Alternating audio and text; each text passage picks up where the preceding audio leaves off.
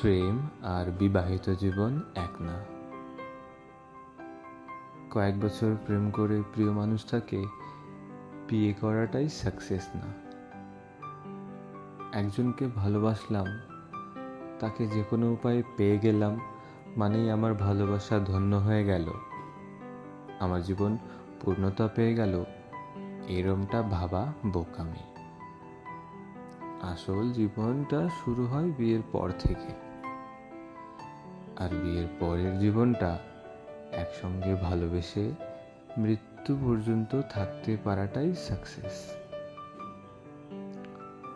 5 বছর প্রেমের পর বিবাহ করে তৃপ্তির ঢেকুর তুলে নিজেকে সাকসেস ভাবা বহু লোকের সম্পর্ক 5 মাস পার না হতেই আমি ডিভোর্স হয়ে যেতে দেখেছি।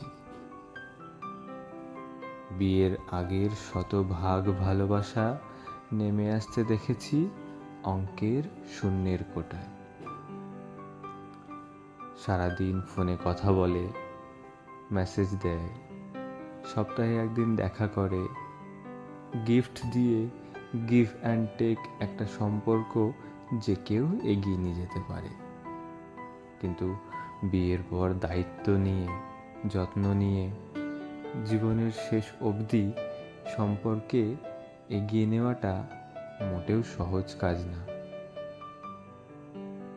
বিয়ের পর যখন আবেগ কমে, ফ্যান্টাসির জগৎ ছেড়ে যখন আমরা বাস্তবিক জগতে নেমে আসি, ধীরে ধীরে যখন সৌন্দর্য হারায়, শারীরিক চাহিদা যখন কমে আসে, শত দায়িত্ব যখন ঘাড়ে চেপে বসে, ঠিক তখন সম্পর্কটাকে বোঝা মনে করে পালিয়ে না গিয়ে থেকে গিয়ে ভালোবাসতে পারা সত্যিকারের পূর্ণতা।